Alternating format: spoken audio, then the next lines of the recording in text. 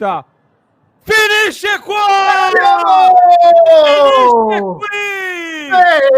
Inter batte Arsenal 1-0, ma che sofferenza in questo finale, che sofferenza, chiusi dietro, siamo riusciti a condurla in porto, è una vittoria che pesa tantissimo per quest'Inter, una vittoria che pesa tantissimo, con una strategia azzeccata dall'inizio alla fine, con Inzaghi che riesce a portare a casa altri 3 punti fondamentali in questa partita, gestendo le risorse con una squadra con un certo quantitativo di turnover, chiamiamolo così, nel primo tempo, e poi le sostituzioni nel secondo, un piano gara che ci ha premiati, anche un pizzico di fortuna, perché loro le occasioni le hanno avute e noi siamo stati stoici a resistere fino all'ultimo. Decide un rigore di Hakan Çalhanoğlu, è un Inter che, se non vedo male dalla classifica, Simo, vola al 5° posto in questo momento, ma solo per la differenza reti, perché a 12 punti a punteggio pieno c'è soltanto il Liverpool e appena dietro ci siamo noi a quota 10. Però, Simo, una di quelle notti di sofferenza, una di quelle notti veramente da ricordare comunque, per come siamo stati lì fino all'ultimo. Non una partita spettacolare nel secondo tempo, ma io quando vinco così in trincea godo comunque, soprattutto perché vincere in Europa è sempre bellissimo. Guarda, è stata una partita stupenda, non dal punto di vista estetico, ma proprio dal pathos che ha trasmesso. Sembrava quasi una gara da eliminazione diretta per il tipo di epilogo finale, con l'Inter che si è messa in trincea col solito 5-4-1, solito tra virgolette, l'abbiamo già visto contro la Roma, e ha tenuto. E al 60° avevo in mente una cosa da dire, poi ho voluto tenermela per la fine. Io oggi sono estremamente orgoglioso dei nostri ragazzi, che hanno Sì, fatto una bravo, partita... bravo. non è forse giusto come aggettivo, ma mi verrebbe da dire eroica, nel senso che proprio si sono messi palesemente l'uno a disposizione dell'altro, sono stati squadra con la S maiuscola fino in Bravissimo. fondo. Mi ha ricordato l'Inter dell'anno scorso proprio in questo collaborare fino in fondo, e infatti secondo me se avessimo preso gol sarebbe stato completamente immeritato, perché dopo una prova così meritavamo appieno questi 3 punti, anche se loro hanno tirato più di noi, anche se hanno tirato 18.000 calci d'angolo a 0, ma questa è una grandissima vittoria di squadra e sono estremamente contento. Nessuno sotto il 6 oggi. Guarda Simo, per me l'analisi si potrebbe anche chiudere qua, perché secondo me hai totalmente centrato il punto. Partita da squadra, partita assolutamente da squadra, da grandissima squadra, un Inter che ci ha rimesso oggi tante di quelle cose che avevamo detto che erano mancate in altri momenti. Quindi veramente, veramente sono super contento. Tanti giocatori che partono dietro nelle gerarchie oggi ci hanno dato delle risposte importantissime, ci hanno detto che si sono molto avvicinati nelle prestazioni ai titolarissimi. Poi tra poco facciamo anche un po', non le pagelle perché le faremo a parte, ma valutazioni dei singoli. Oggi è una partita che può darti veramente un grande stimolo, un grande passo in avanti ulteriore. Leggo in chat alcuni commenti: abbiamo troppo sofferto, leggete le statistiche. Io ragazzi, le statistiche sono quelle cose che riempiono la bocca, ti fanno sentire un esperto, ma poi il calcio è un'altra cosa. Io guardo questa partita e dico che se avessimo giocato fino a domani mattina non avremmo mai preso gol. Magari non saremmo riusciti a segnare, magari non saremmo riusciti a farne un altro, a chiudere la partita sul 2-0, ma non ci avrebbero mai segnato. Io vivo per il calcio, non per le statistiche, e stasera la partita ci dice che abbiamo fatto una partita stoica, eroica, come ha detto anche Simo, alle porte di un'altra partita importantissima come quella di domenica. Per me è stata una gestione giustissima nelle scelte, e qui io prima della partita avevo detto avevo qualche timore con Inzaghi che schiera Zielinski e Frattesi alle spalle di Ciala, un Ciala che rientra adesso dall'infortunio, cambi 2/3 di centrocampo con 2 giocatori che dal punto di vista di interdizione sono venuti un pochino a mancare. Metti Bissek dal lato in cui gioca Bukayo Saka, che è il loro pericolo principale, che ti possono mettere nell'uno contro uno. Avevo alcune perplessità, alcuni dubbi, ecco, o quantomeno preoccupazioni, e invece ancora una volta Inzaghi ci ha spiegato perché lui è lì e noi siamo tutti da quest'altra parte della barricata. Siamo partiti fortissimo i primissimi minuti, siamo riusciti a creare subito 2 grandissime occasioni. Poi siamo un pochino scesi e dalla metà del primo tempo l'Arsenal sembrava riuscire a riprendersi il controllo del gioco, sembrava riuscire ad avere il controllo delle operazioni, pur non riuscendo però a creare cose veramente clamorose. Cioè nel primo tempo comunque le occasioni davvero principali le ha create l'Inter. Poi, bravi, fortunati, quello che volete, troviamo il gol dell'1-0 proprio sul finire del primo tempo e lì nel secondo tempo inizia tutta un'altra partita. Cioè, io l'ho detto subito, adesso inizia proprio un'altra partita. È normale che l'Arsenal si butta tutto in avanti, anche perché pure per l'Arsenal anche loro hanno l'obiettivo di entrare tra le prime 8 e fare 3 punti oggi, considerando anche il calendario che hanno davanti, era davvero molto importante. Quindi loro si buttano in avanti. Mi aspettavo sinceramente che l'Inter potesse trovare diciamo anche più sfogo e più pericolosità nelle ripartenze.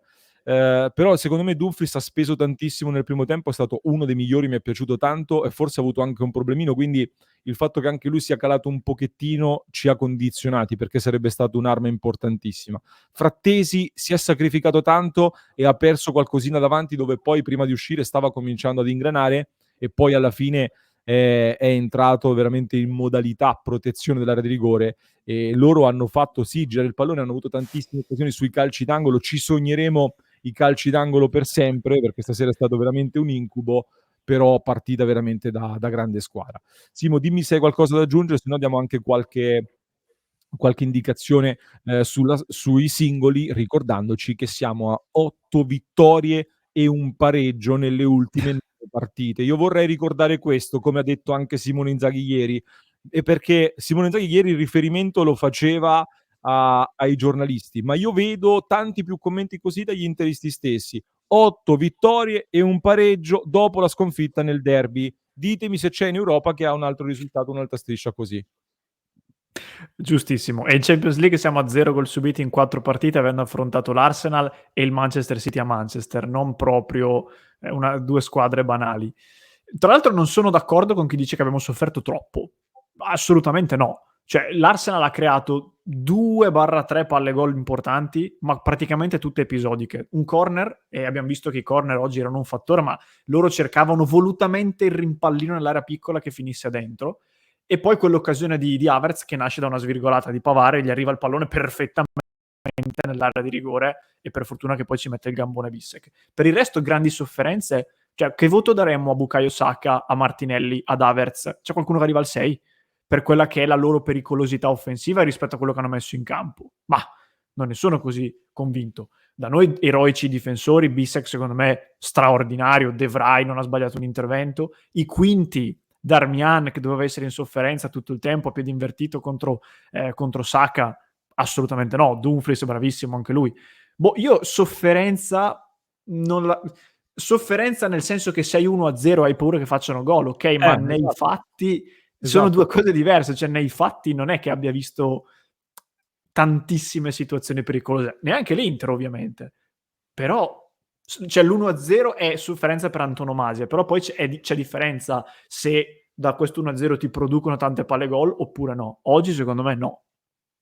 Ragazzi, è il momento del fieno in cascina. Questi sono punti, queste sono le classiche cose per cui domani ti ringrazierai. Quindi prendiamoci questi 3 punti, andavano presi. Li hai presi anche riuscendo a gestire le risorse, ragazzi. Domenica si gioca contro il Napoli. Giochi contro l'Arsenal che tanti addirittura mettono come superiore all'Inter. Ricordiamoci questo, la Premier League, quello che possono spendere. In tanti dicono che l'Arsenal è superiore e noi siamo andati a giocarla con le alternative e non al 100%. Cioè, anche loro non avevano Rice, cioè Odegaard non al meglio, hanno domenica una partita importante contro il Chelsea, è vero. Però l'abbiamo vinta noi, ragazzi. Abbiamo preso i 3 punti e ce li siamo meritati come prestazione di squadra. Ringrazio EC, non bella ma una grande gestione, scrive EC, Forza Inter, grazie sempre per il grande supporto. Grazie Mattia, bistecche per tutti, grande Mattia, grazie davvero di cuore per il grandissimo supporto. Nanda Guara, il nostro Armando, unica a non aver subito ancora reti in Champions League. Non ho visto se siamo gli unici, infatti, probabilmente sì, perché c'era l'Aston Villa l'ha preso. Sì, siamo... Ah no, c'è anche l'Atalanta. Anche l'Atalanta. Noi e l'Atalanta gli unici a non aver preso ancora gol. Grazie Armando. Rocco P, grazie Rocco, orgoglioso, forza Inter. Grazie mitico Armando, grazie di cuore davvero. Sergioico, grazie mille per il ride su Twitch, grazie mille. Simo, MVP della partita, Jan Bissek, che giocando da difensore ha fatto la partita da MVP.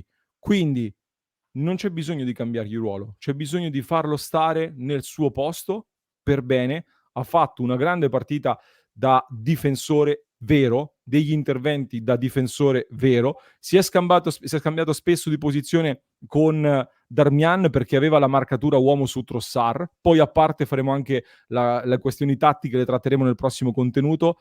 Io metto Bissek per me MVP perché è stato decisivo anche negli episodi. Dumfries mi è piaciuto molto, soprattutto nel primo tempo, ha salvato un gol anche. Mi è piaciuto tanto il lavoro sporco che ha fatto Lautaro Martinez tra le linee.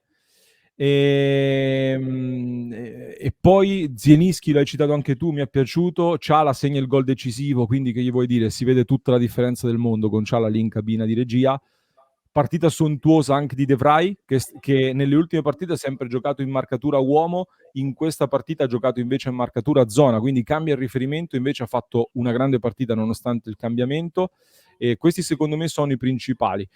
Un pochino meno bene Sommer, secondo me, che comunque è stato decisivo, però c'è un limite fisico su tutti quei cross che ti arrivano. Un portiere che esce e prende il pallone è veramente importantissimo. Purtroppo lui non l'ha fatto. Però io mi concentrai stasera sulle note positive, che sono molte di più. Sì, anche perché Sommer, l'hai detto, ha un limite più che altro fisico. Nell'unico caso in cui è uscito, a momenti causa rigore, quindi un po' me lo dovevo aspettare. Oggi si potrebbe dire qualcosa di positivo praticamente su tutti. Sono d'accordo su Bissek MVP, che tra l'altro gioca a sinistra, quindi vale ancora di più, ma ha fatto una partita straordinaria per impegno, ma soprattutto per concentrazione, che era forse quello che un po' gli veniva qualcosa in cui che gli veniva criticato nelle scorse partite. Anche io valorizzerei De Vrij, perché anche De Vrij ha fatto una gara straordinaria.